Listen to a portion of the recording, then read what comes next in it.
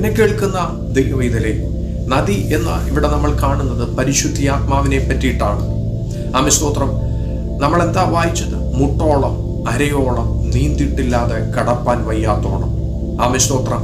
ആ അളവിലേക്ക് പരിശുദ്ധാത്മാവെന്ന നദിയിൽ നമ്മൾ ഇറങ്ങുവാനാണ് സ്വർഗം ആഗ്രഹിക്കുന്നത്. നമ്മുടെ അളവിന് ഇന്ന് ഈ പ്രഭാതത്തിൽ ഒരു വ്യത്യാസം കൊണ്ടുവരണം.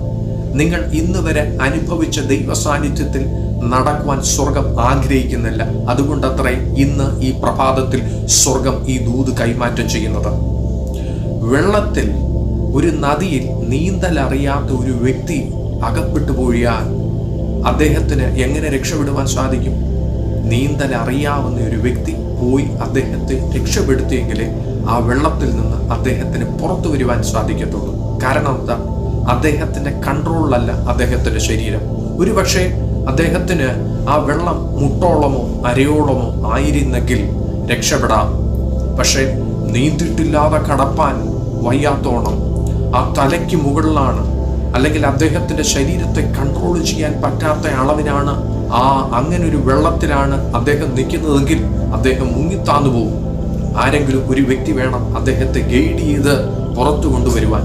എന്ന് പറഞ്ഞതുപോലെ നമ്മുടെ കൺട്രോൾ അസ്തമിക്കുന്നിടത്താണ് സ്വർഗത്തിലെ ദൈവം നമ്മളെ കരം പിടിച്ച് നടത്തുവാൻ പോകുന്നത്. ആമേൻ, സ്തോത്രം. എത്ര പേർക്ക് ഇന്ന് ഈ പകലിൽ ഞാൻ പറയുന്നത് മനസ്സിലാകുന്നുണ്ട്? ഞാൻ പറയുന്നതിനോട് ആത്മാവിൽ പ്രതികരിച്ച് ഈ വചനമെന്ന് ഏറ്റെടുക്കുവാൻ സാധിക്കുന്നുണ്ട്? ആമേൻ, സ്തോത്രം. ഏൽപ്പിച്ചു കൊടുത്താട്ടെ. പരിശുദ്ധാത്മാവ് നിങ്ങളുടെ അളവിന് ഒരു വ്യത്യാസം ഇന്ന് പകലിൽ ഇടുവാൻ ആഗ്രഹിക്കുന്നു. ഏൽപ്പിച്ചു കൊടുക്കുന്നവരെ പരിശുദ്ധാത്മാവ് ഇന്ന് പ്രഭാതത്തിൽ നിങ്ങളുടെ അളവിന് വ്യത്യാസം വരുത്തി ദൈവം നിങ്ങളുടെ മറ്റൊരു അളവിലേക്ക് കൊണ്ടുപോയിരിക്കും. കർത്താവ് ആഗ്രഹിക്കുന്ന അളവിലേക്ക് നിങ്ങൾ വന്നെങ്കിൽ മാത്രമേ കർത്താവിനെ നിങ്ങളെ ഉപയോഗിക്കുവാൻ പറ്റത്തുള്ളൂ. നിങ്ങളുടെ സ്വന്തം ബുദ്ധി വെച്ചിട്ടുള്ള കാര്യങ്ങളല്ല ഇത്. ആത്മാവിന്റെ സ്വാതന്ത്ര്യത്തിനായിട്ട് വിട്ടുകൊടുത്തെങ്കിൽ മാത്രം ആത്മാവിനെ നിങ്ങളെ പ്രയോജനപ്പെടുത്തുവാൻ സാധിക്കത്തുള്ളൂ. അതുകൊണ്ട് ഇന്ന് പകലിൽ ആ ഫുൾനെസ്സിനായിട്ട്, ആ നിറവിനായിട്ടൊന്ന് പ്രാർത്ഥിച്ചു തുടങ്ങിയാട്ടെ. പരിശുദ്ധാത്മാവ് നിങ്ങളെ സ്നേഹിക്കുന്നു, നിങ്ങളെ നിറയ്ക്കുവാൻ ആഗ്രഹിക്കുന്നു. ആമേൻ, സ്തോത്രം. കാറ്റ് അതിന് ഇഷ്ടമുള്ളിടത്തേക്ക് ഊതുന്നു എന്നാണ് കർത്താവിന്റെ വചനത്തിൽ പറയുന്നത്.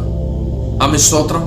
അതുകൊണ്ട് കാറ്റ് എവിടെ നിന്ന് വരുന്നതെന്ന് നമ്മൾ അറിയുന്നില്ല, എങ്ങോട്ട് പോകുന്നെന്നും അറിയുന്നില്ല. ആത്മാവിൽ ജനിച്ചവർ അങ്ങനെ തന്നെയാകുന്നു എന്നാണ് കർത്താവിന്റെ വചനം പറയുന്നത്.